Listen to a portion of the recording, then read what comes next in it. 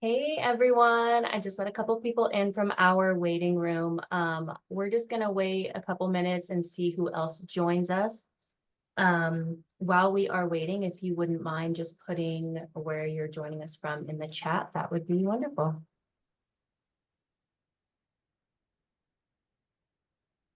And we'll just wait a couple minutes to see who else might join us, and then we'll go ahead and start our presentation. We're so glad you're here with us today.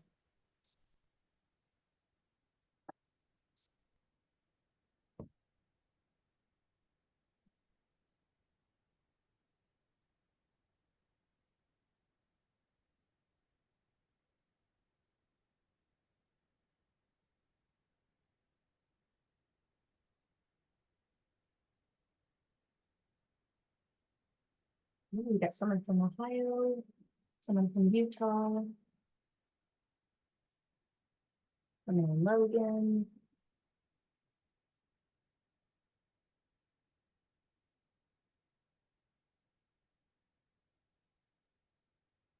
Ooh, Texas.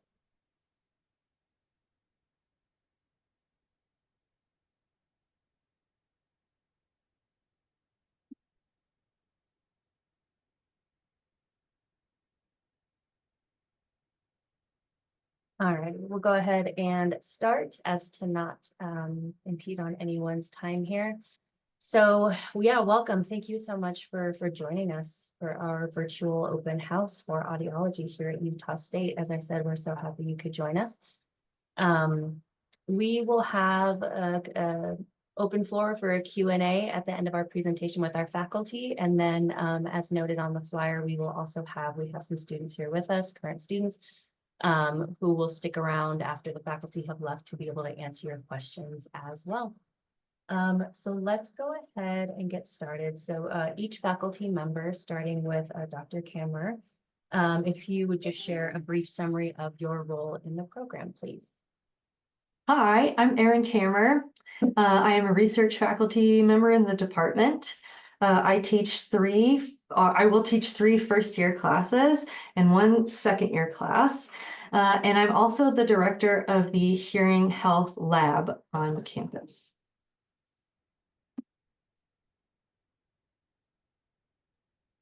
Hi, I'm Dr. Britton Barker, and I am a faculty person with the Division of Audiology.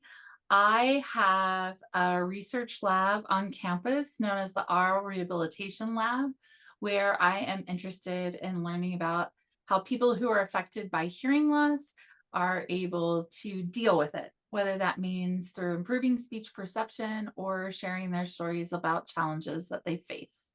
In regards to classes that I typically teach 3 classes right now to our graduate students. I teach counseling, I teach oral rehabilitation, and I have a new class on the horizon, which is research methods for AuD students. And welcome. I'm really glad all of you are here to learn more. Hello, welcome first to everybody. Welcome to your prospective graduate students. We're glad to have you guys here. My name is Dr. Tiffany Shelton, and I'm a clinical assistant professor here at USU. I supervise graduate students in the Hearing and Imbalance Clinic, which is the first clinical experience you'll have if you come to USU. And I teach a course on training and supervision strategies for the third-year graduate students. Hi all, I'm Cash Pitt. I am a clinical professor in the clinical faculty division, so I am in the cochlear implant clinic. Welcome. Hi, I'm Andrea Page. I am a clinical associate professor here as well. I teach students in the adult clinic with Dr. Shelton. In their first and second year, I also teach the balance course. And yeah, we have a lot of fun with that. Hi, my name is Callie Markle, and I am the pediatric audiologist here at Utah State. So I supervise students in the pediatric audiology clinic, and appropriately, I teach pediatric audiology as well as pediatric amplification. Welcome. We're excited to have you. And I'm Dr. Tanner Price. I am the audiology division chair. I'm also in the clinic. I also teach some classes.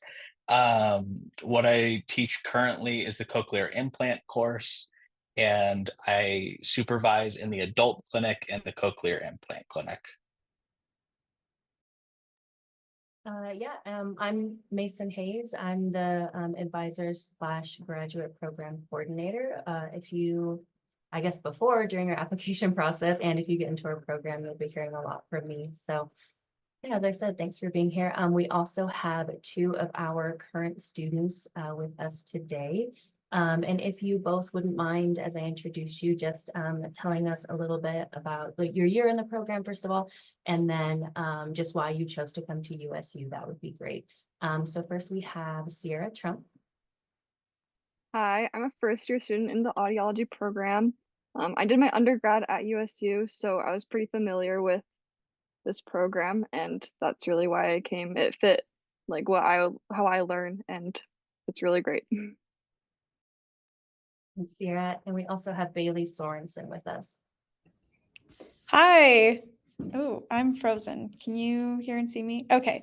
Hello, my name is Bailey Sorensen. I'm a second year in the program, and I chose USU for a couple reasons. I really liked the clinics on campus. They're really nice, and the price was great for me. And I also am in state as well, so in-state tuition was another big option. But faculty is awesome, and it was just a great fit for me. Thanks, Bailey, and thanks to you both again for being here with us. So yeah, now we'll talk a little about our program and all that we have to offer. So let's go ahead and start with our clinics.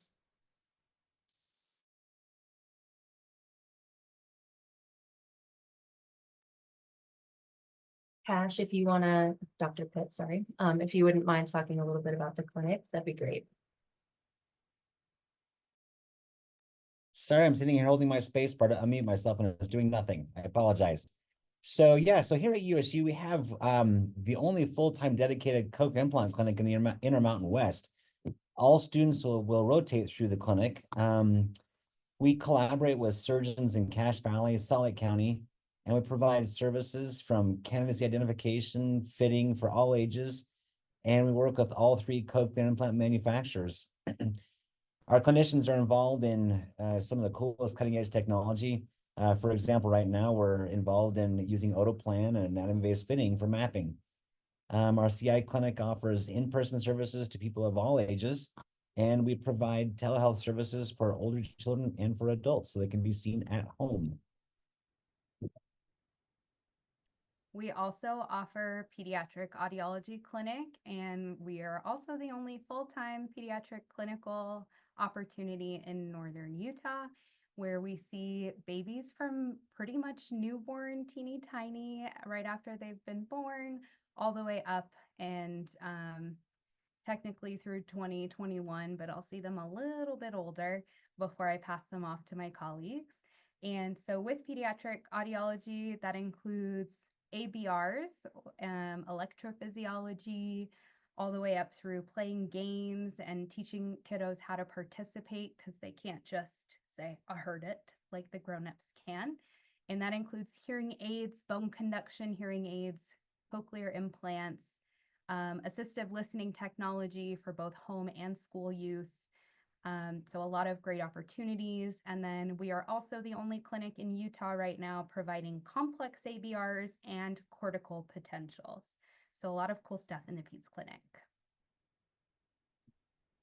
So after they pass the pediatric portion, then they come over to the adult hearing balance clinic. And this is where you'll begin your clinical experience if you come to here at USU. And we're located in the Sorensen Center for Clinical Excellence on campus. And that also houses several other clinical disciplines. Therefore, you learn the importance of interdisciplinary care. And some of you will also be able to be involved in that as well.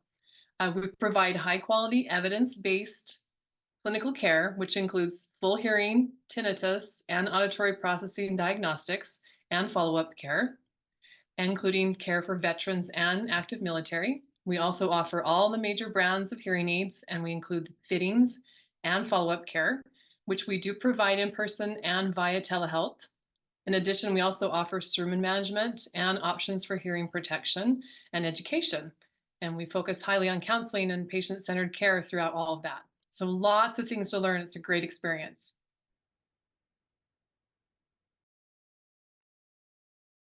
All right, so I'm going to talk to you guys about the Balance Clinic. Before I do, I had a little slip up. Sorry, I'm a clinical assistant professor. So in the Balance Clinic, we have an amazing Balance Clinic, and I love it. I'm so passionate about it. We have all types of testing. We have everything from rotary chair to VEMPs to VHIT to traditional VNG. We just got a brand new CDP machine, which is really awesome. So we are really able to look at the vestibular system in great detail. And it's a lot of fun. We get a ton of referrals, many from out of state. So we are pulling from lots of different geographical areas and just helping patients a lot with their dizziness and imbalance, which can be a really hard experience for patients to have. So we do a lot of good.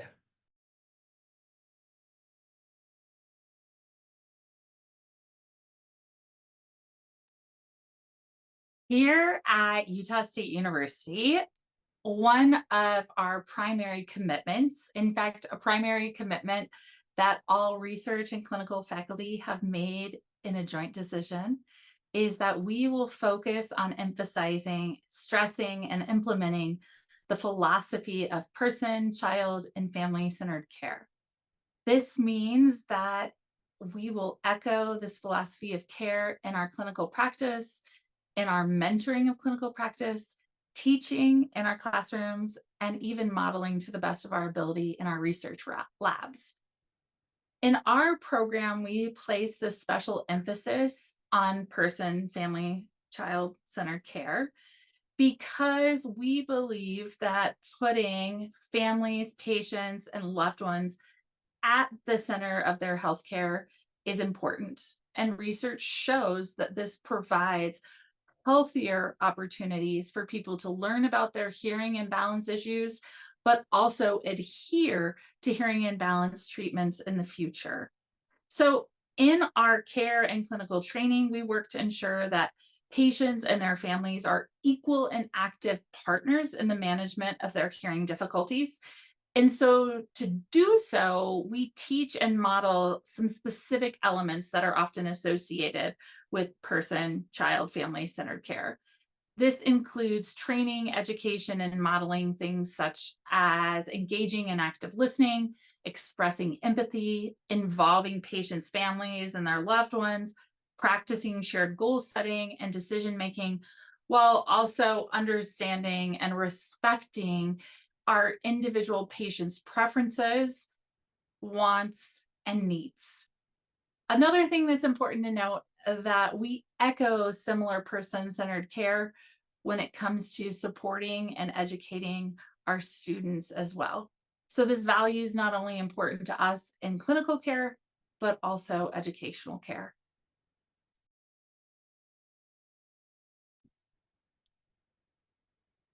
Thank you, Britton. That was very well said. Well done. Well, another cool thing, before I even talk about small cohorts, guys, graduate school, I have to be honest with you, is going to be challenging.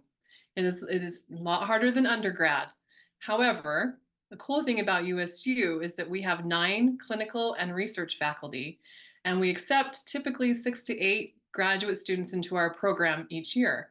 So if you do the math, you can see that our faculty to student ratio is very advantageous. So a smaller cohort means faculty can provide individual attention in clinic, classes, and also with research, which helps the student adjust to all the crazy demands of graduate school, and it helps to facilitate your learning as well. Plus, a major plus is that we get to know and really connect to each of our students, which I feel, and many of our students have also said, that it's the best part and the most rewarding part of graduate school. Thank you, Tiffany. Another one of the ways our AUD program differs from experiences you might have had in your undergraduate courses is that we're trying to train you to become a professional, not just accumulate knowledge. So for our program to be accredited, our students have to be able to demonstrate a certain level of skill and understanding in every aspect of the profession. So the focus of our classes and our clinics is really to grow you towards reaching these competencies rather than just getting a grade. So we really want you to come in with a growth mindset. That means realizing that you're not going to be awesome at something the first time you try it, and that the only way to get better is to get feedback and self-reflect and practice, practice, practice. So a little hint at how to help in grad school. We also offer a ton of additional opportunities. So integrated assessment here at USU is a team of psychology, SLP, audiology, and others to look at neurodevelopmental disabilities and disorders. So there's opportunities to participate in hearing screenings, as you see here. We also have the listening and spoken language emphasis program, which does require a separate application and acceptance into the program, but allows for students to work with speech language pathology and deaf education students, giving that interdisciplinary approach and working with children who have hearing loss here on campus at our Sound Beginnings preschool and early intervention program. We also have the Utah Regional Leadership Education in Neurodevelopmental Disabilities, or UR-LEND. There are, I believe, over 40 LEND programs across the US, and we are lucky to partner up with the University of Utah to house the Utah Regional LEND program. Again, a really great interdisciplinary opportunity to learn from psychology, occupational therapy, physical therapy, education specialists, teachers, parents, self-advocates, people who identify as having various disabilities, and is a really great opportunity for students. And then, of course, we also have our Student Academy of Audiology, and that is a great opportunity for students to participate in, building that relationship with their colleagues, creating projects, philanthropy, and overall in general volunteering opportunities like Special Olympics. So there are a lot of great opportunities if you decide to apply for and get accepted to our program. So hi, I'm Karen Munoz, and I missed the introduction at the beginning, so we're happy to be here with you today. I'm a professor here and a department head, and my area is in pediatric audiology. But I'm going to talk to you a little bit about the program of study just to give you a quick overview. The students take courses, of course, and start in clinic the very first semester. We weight more heavily on courses at the beginning, and so clinic starts the first semester, but it will increase over time, and the number of courses per semester gradually will go down a little bit over time. The first 2 years you're doing your clinical work and learning on our on-campus clinics that you had the chance to learn about, and starting in the third year, then you'll start to do externships in the area. And then the fourth year, of course, is completely off campus and often isn't even in Utah. People choose different places that they'd like to go. But generally, you can see up here on the slide how it's mapped out, and total of 90 credits altogether to get through the program with all things together. And Tanner will tell you a little bit more about clinical placements. So one of the other hats I wear is working with students to find some really cool clinical placements when it comes to their third and their fourth year. But obviously, when you start, you're going to be starting as a first year. And the way we scaffold our clinical learning experiences is you'll start in the adult clinic here on campus, and you'll be in that clinic throughout the fall and spring of your first year. Then starting the summer of your second year, you would be in the adult clinic. You'd be seeing balance patients, cochlear implant patients, and pediatric patients in each of those clinics. and you'd stay in those until you go off campus in your third year for a local in-state practicum placement. So what we've done is we have good relationships with a lot of clinics in Cache Valley as well as those outside of Cache Valley that range from private practices, ENT clinics, school districts. Um, let's see what else we've got, and um, I'm blanking on it. But those, we have a lot. We have a large variety of different places for y'all to go. And then just like Karen had said, when it comes to fourth year placement, you'll leave. Thank you, Mace or Callie, whoever's doing the slides. Thank you. All of those places.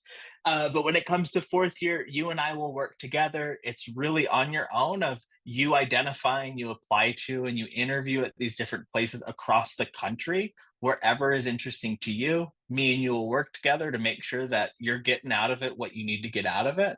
And we just kind of go from there. We'll become friends and work together pretty hard to see what interests you have and what kind of environments might help support you and help you develop. This is a map of where some of our students have gone in the past. As you see, we've got literally from Maine, we've had some in Alaska, we've had some in Hawaii, and all across the country. So it's a really cool, really exciting experience. And when you, by the time you get to the fourth year, it's kind of a choose your own adventure of what you want to do.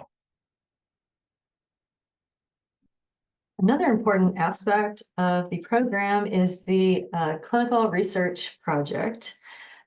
So all of you from the day that you walk in the door are going to be paired with one of us research faculty for this research project.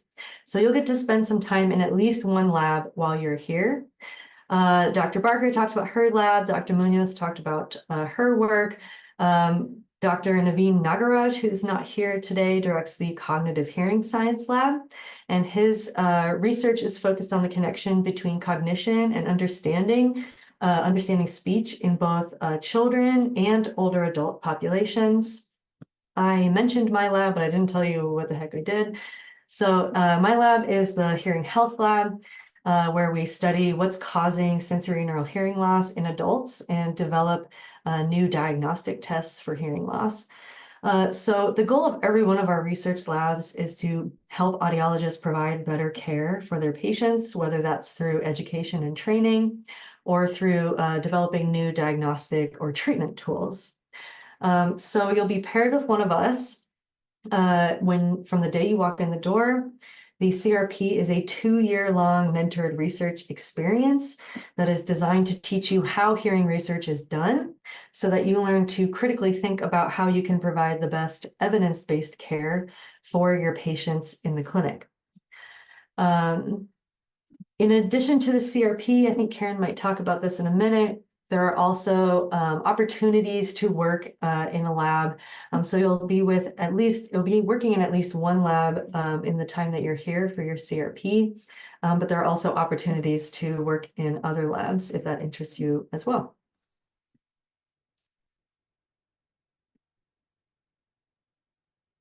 Yeah, and so Right.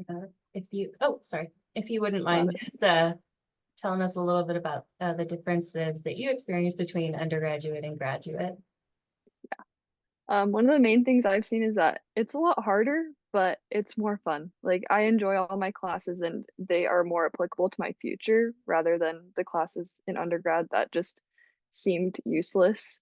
And since we have small classes that we get to know our classmates a lot better and we have a lot of fun outside of class too.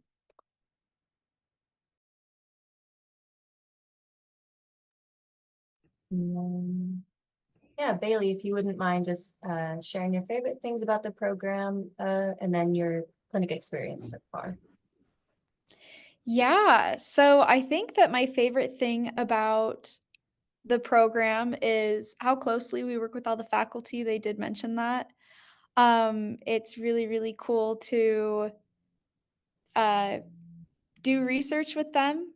That's been a really awesome opportunity, just to kind of get my feet wet with that because I didn't have a lot of research opportunities in my undergrad, and so that's been really neat. And I also really like clinic. Clinic has been wonderful. I've been in all of the clinics at this point. I've been able to do cochlear implant, pediatric, and the adult clinic and in balance appointments as well. It's been fantastic. I've gotten to see a really big range of different patients and different appointments. And all of the faculty have been super understanding because like I'm a student, this is all brand new to me. And so they've all been really patient with me and been really understanding as I'm learning more and I'm trying to get my footing with everything, because you jump in and you're doing it. You're cleaning hearing aids, you're doing hearing evaluations, you're doing VRA, it's all really new. You're doing cochlear implant programming with all the stuff on the computer. So it's new, but it's been great. Thanks, Bailey. So we often get asked what the qualities of an ideal applicant to our program is.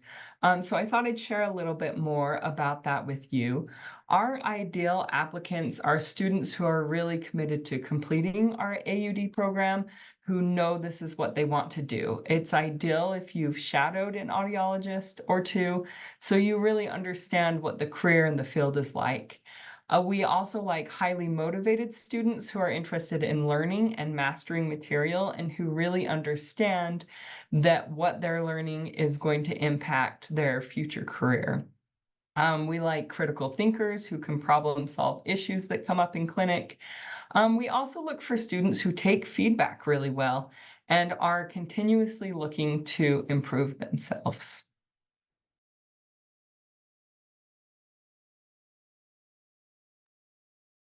And then how does one apply to our program and what are the requirements for admission? Callie, if you wouldn't mind going to the next slide, thank you.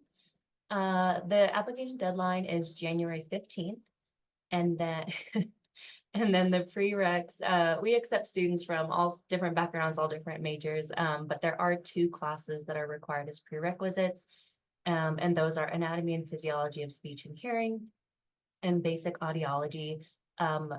If for whatever reason you don't have those completed before the program, we do offer them through USU online in the summer. So you would be able to take those through us if needed.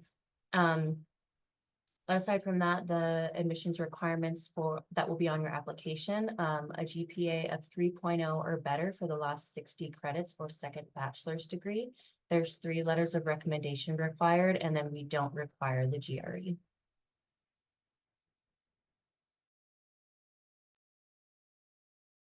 So students are often curious about what sorts of funding opportunities are available, when they're looking at grad schools. And for audiology, we do 1 to 2 department assistantships that are basically competitively awarded with the applicant pool that we get when we're making funding offers. It would be included if someone was being offered an assistantship through that route. They would be notified when they got an acceptance letter, basically. Other kinds of assistantships can be in place, like the listening to spoken language program that Callie talked about earlier, focusing on really learning to be a good pediatric audiologist for that really birth to maybe 5-year age range. And so we've got some grant funding from the Office of Special Education for students that are really interested. They know they want to go that route when they graduate and work with kids. It's a great option because there isn't an agreement that students have to sign that they will work with that population for 2 years for every year of funding that they get. So it's ultimately 4 years of work with the population, or they have to pay the funding back. So it's a great opportunity when the fit is right. So students that are interested in that, it's really great for them to let us know when they apply. And we can make sure we have the right conversations with people that feel like it's a fit, they're interested, and we can look at the best matches for it. There's usually about 3 spots available for that. Researchers often will have different grants, and then there's no way to know what will be available at what point in time, but sometimes there's assistantships that route that, if not the first year, might be an opportunity the second year in the program. So there's different avenues to get funding through research that's happening that you just happen to be here at the right time when help is needed. So if you've got interest, it's great to reach out to Mason and ask her and let her know, and she can point you in the right direction for how to make sure we're aware of your interest when you're applying. And then we had just a couple questions that were submitted from prospective students. Before I get to those, along with financial aid, we do have some scholarships at the college level, and then we have scholarships at the university-wide level. Those are all housed in a system that we use here at USU called Scholarship Universe. It's a pretty cool system. All you do is you go in and you enter your information, and it shows you absolutely every scholarship that you're eligible for. And I always tell students to, if they're looking for more scholarships or have more questions about financial aid, you can make an appointment with a financial aid officer here on campus. And there's lots of scholarships out there that are just little chunks of money that help as well. So yeah, see on our flyer that we passed out that hopefully you all saw, which is why you're here, we did ask students to just submit questions. So we had a couple come through. So what kind of a clinical experience should we expect to get and what year does that start? I think, has that been answered? Is there anything else that somebody would want to add about that? Can just add a tiny bit. Karen had mentioned this before when talking about like the sequence of clinic versus courses. So you will be in clinic during that first semester, but what's expected of you in clinic year one, first semester is a lot less than even your second semester or your second year, your third year. We really try and kind of walk you into it, not overwhelm you, but make sure that you have good support of clinic and class so that there's a good balance. Yeah, and then we had some interest in the LISTL program, which is great. I think we explained that, but of course, any other questions, don't hesitate to send me an email, ask me more about it. And then we had a student ask, what jobs do students often go into after this program? And does an audiologist conduct hearing tests on newborns in the hospital? Someone want to take that one? I feel like Tanner already mentioned this. Dr. Price said, we have audiologists going out across the country. So we have audiologists who become pediatric, who work for the Veterans Administration or VA. We have people work in the school districts in opening up their private practices, really just the same array of opportunities that you'll get with offsite placements are opportunities for job placement after graduating. For the second question, just as the pediatric audiologist, it is possible to have a hospital job where you're typically only testing newborns. I wouldn't say it's the most common job, but there's absolutely opportunities where all you get to do is test little babies after they're born. So yeah, it's an option. And then we had asked our students what they wish they knew before entering into or applying to the program. And here's some of the answers that we got. So again, about the LISTL program, students wish that they had known about it before they applied. To shadow as much as you can and shadow more than just the professional field that you're interested in because you might surprise yourself.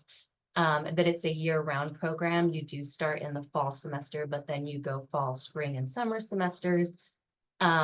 And then exactly as Sierra was saying before, that grad school is different, but that in a lot of ways, grad school is more fun than undergrad.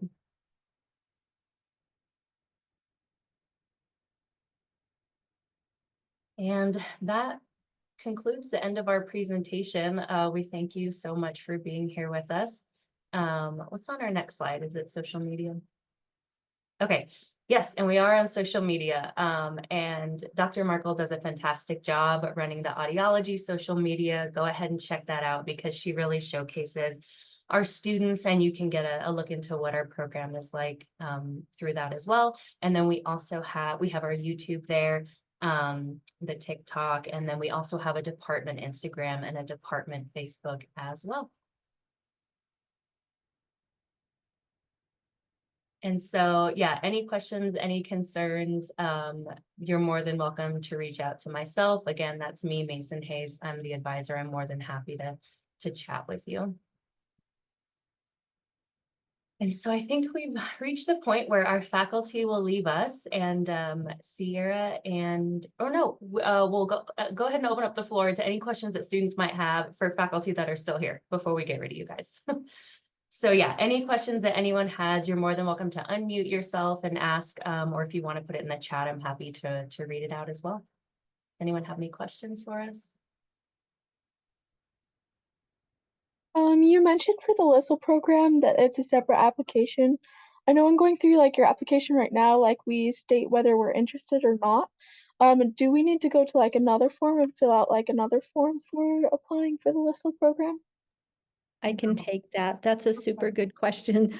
No, you don't, but we need, if we know of your interest, when you apply for the audiology program, that will trigger follow-up, potentially phone interviews or things like that with the people that are interested, but you won't find like an application form online or on the website or anything. So thanks for asking.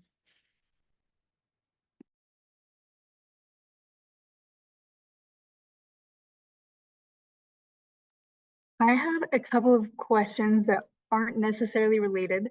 So the first being, I was curious just how the program handles family circumstances, if there's cases of needing to leave for sick leave or maternity leave, or if something happens to a family member, just what to expect in a situation like that.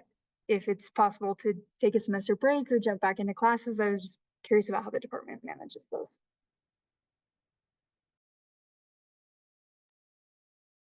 Yeah, Dr. Price, as a division chair, do you feel comfortable answering that? Yeah, I can take that one. So the way it works is a lot of the times when students have those needs, whether it's in their control or not, most of the time they're not. The university has this cool structure set in place where students can request to take a leave of absence from the program. And then currently it's they would be able to return when circumstances, I guess, when it's easy for you to come back. And the way that looks is we've had students who've had children during the program, and they're able to step back in and continue doing everything that they need to do to stay on track. There's also situations where maybe it requires a semester, 2 semesters, or a full year, and that's where the university's process for taking this leave of absence would step in. And when you came back, me and you would have a conversation, or me and whoever would have this conversation of what does that mean for your program of study moving forward? How does this change the sequence of events for you, and make sure it works out and that everyone's on the same page. So we navigate it. It's kind of a case by case scenario, but we do have structures, and the university has structures in place to support students when life events happen.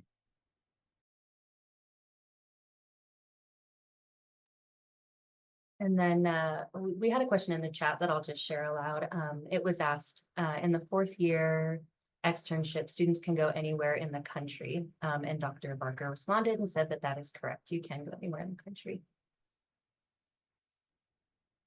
And I get to do the really fun part of doing the contracts and the agreements and all of that. You don't have to worry about any of that. You just interview, tell me what you're interested in, and then I do all the fun stuff behind the scenes. All right, any more questions for our faculty while they are still here? I have another question for you about the LISL program. So I know like it incorporates like speech with audiology, that you work in both kind of areas is what I've heard, as well as like I've looked like at the extra course load. But like what does that look like on the audiology side? Like do you work with like the speech students as well? Are you just doing like a lot in pediatrics? I don't know, like what does it entail, I guess? That's a great question, because it is interdisciplinary. So it's got audiology, speech, and deaf ed. So like the deaf ed students, the listening and spoken language is their whole program. For audiology and speech path, it's on top of the program of study, you know, that you're doing. So for audiology, you don't do what it looks like for audiology is different than speech path. So you would have rotations to understand what it looks like in individual therapy for a child who uses hearing aids or cochlear implants. what happens in the preschool classroom, what happens in early intervention, so that it's intended to equip you really well to collaborate with these other professionals by understanding the work that they do. And then you get a lot of extra practicum in pediatric audiology so that you get really good at testing and managing devices for really young kids and working with the parents and that. So that's generally how it is. Does that help? Yes. And then sorry, I just have a question. Because I am like super interested in like the LISL program in pediatrics, but I also have had opportunities to shadow in vestibular, and I love the vestibular part of it. So like what if I'm like, is it still like good to say like I'm interested in the LISL program, but like I'm still really interested in vestibular. Does that make sense? Like Yeah. Well, any student can do the LISL coursework without funding if they want to. So like, let's say you don't want to commit to working with kids when you graduate, because you really, to get the funding, you really would want to commit to working with kids because there's a consequence if you don't with funding. But you could always get that extra training and extra experiences by just working with Tanner and talking to him about it. You don't have to get the funding, and you'll know best kind of how you feel about that. But that would be what you'd want to navigate, I think. And the cool thing is, oh, go ahead, Callie, you go for it. I was going to say, if I could also add, I think one really great part of our program is that you get such a well-rounded experience. So you're going to go through peds, you're going to go through CI, you're going to see the bread and butter grown-ups, you're going to get vestib. So it's like you get a little bit of everything. And for some students, and I'm sure Sierra and Bailey can share their experiences too, it's like you may not know what you want right away. And so it's totally valid that you're like, I like peds, but I also like vestib, and I'm not really sure where to go. Plenty of our students who are not LISL students, they do not take the extra courses or the extra clinic, will still go on and become pediatric audiologists because we prepare you so well across everything. So many of our students will become cochlear implant audiologists or work with adults, or they'll go into research. Like, you just have so many great opportunities. So you don't have to feel like you're limiting yourself right now. Like, go for it and experience it, and then you can decide. And honestly, we prefer well-rounded so that you have the ability to step out and make those decisions as a professional, rather than feeling, shoot, like I made this decision before I even applied for school, and now this is stuck with me for the rest of my career. That's not what we're trying to do. We're just trying to provide those who are very interested and really know, like, I want to work with kids, and like nothing's going to change that, the opportunity to get this additional learning opportunity. But it doesn't mean you can't work with kids. It's really just stuck with you for 4 years, not forever. So yes, thank you. I should throw in too, I have heard of some fourth year pediatric and balance where they do a little bit of both. So I don't think that they're mutually exclusive at all. And then we had a question in the chat here. I'm not sure who wants to take this one, but what are some of the research that the faculty is currently doing that students are able to participate in? I feel like before y'all start talking, one of the links that I think Mason sent went into more detail about all of the research labs. So if you didn't get a chance to visit our YouTube, we have a detailed clinic tour and then a research tour that talks exactly about each lab and what they're working on.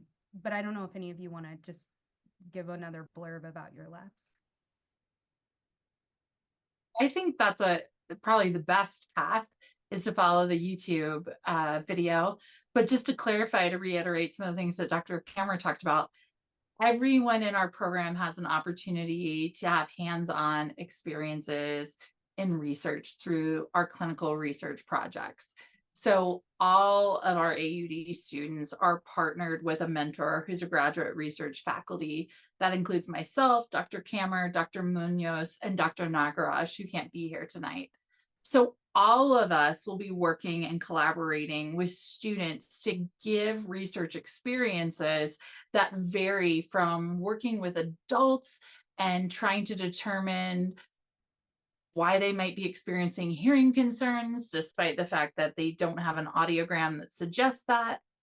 It might be something such as helping develop an app that can be used to coach and train parents how to be better advocates for their kiddos with hearing loss.